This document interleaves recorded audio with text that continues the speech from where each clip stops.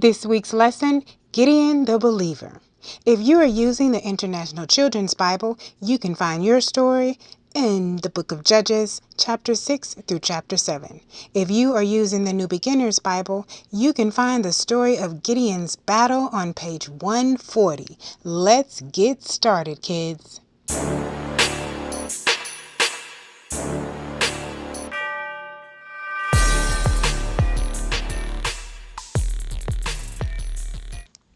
Hello kids, you guessed it, I am still super excited to take this year-long walk of faith with you.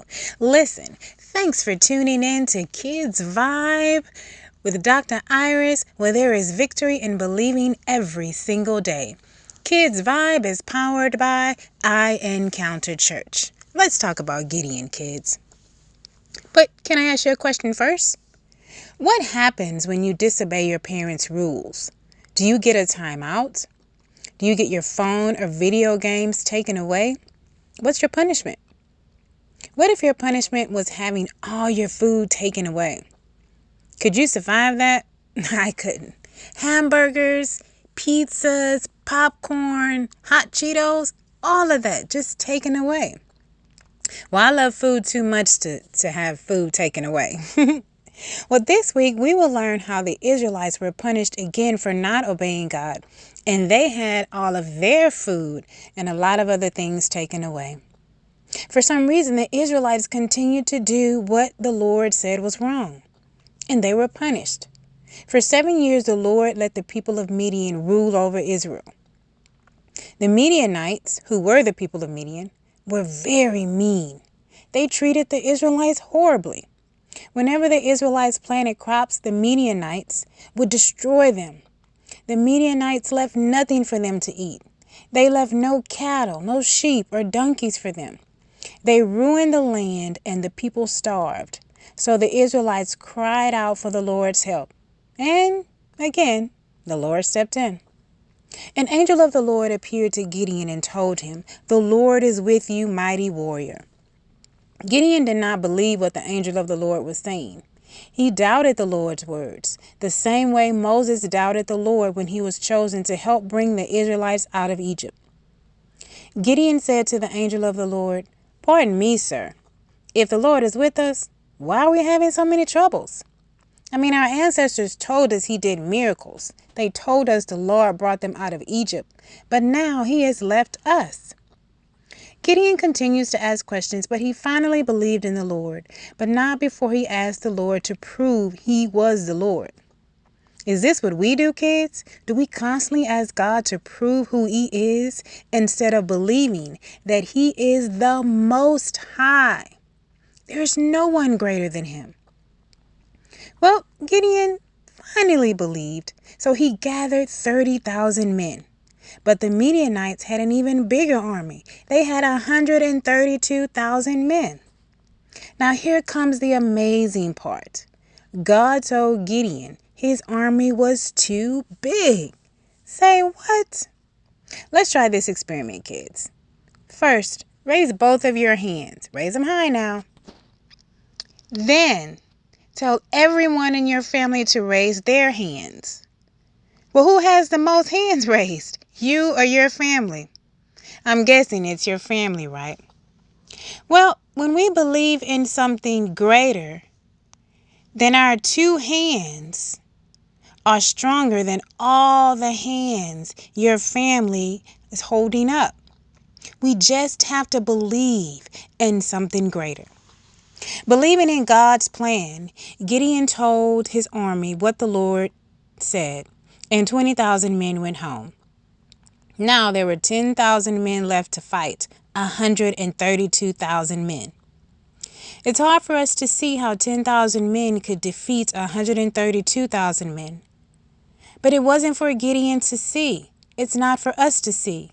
It was for Gideon to believe, and it's for us to believe that our two hands sometimes can be mightier than 10 or 12 hands. You know what I think, kids?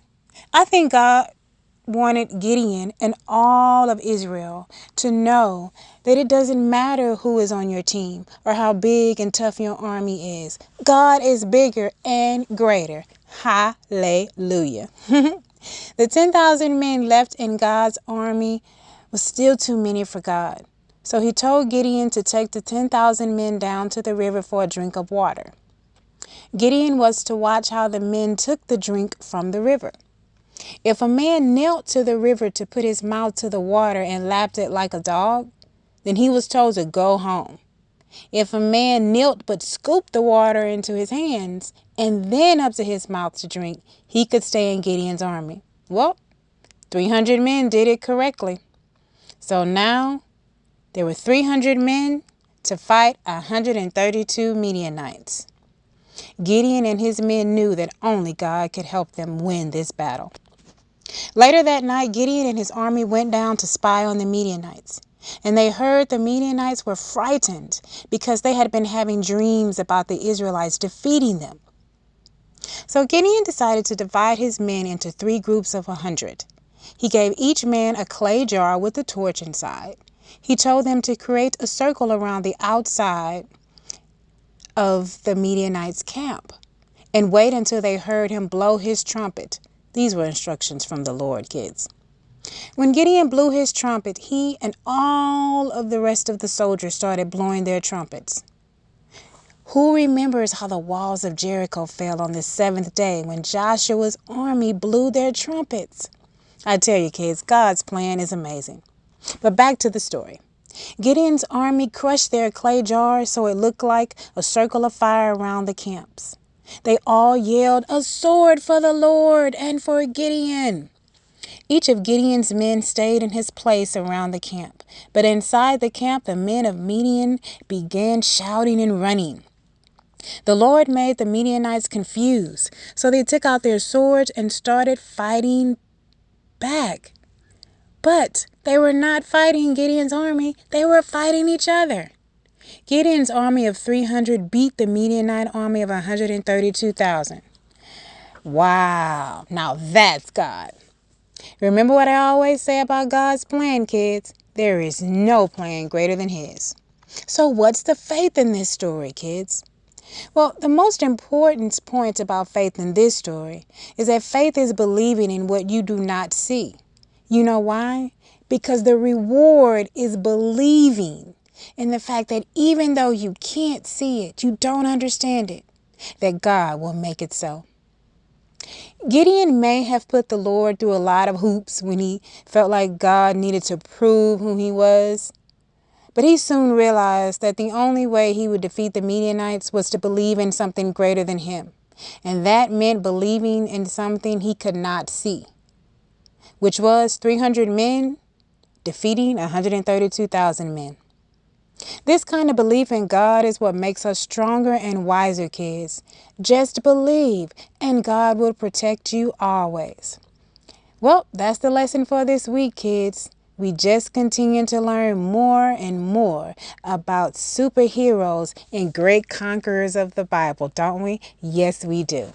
Well, listen, I am Dr. Iris, and I want to thank you so much for tuning in to another lesson about faith with Kids Vibe, powered by I Encounter Church. Listen, you have a great, great day, and remember, faith is your superpower. Be a conqueror like Gideon.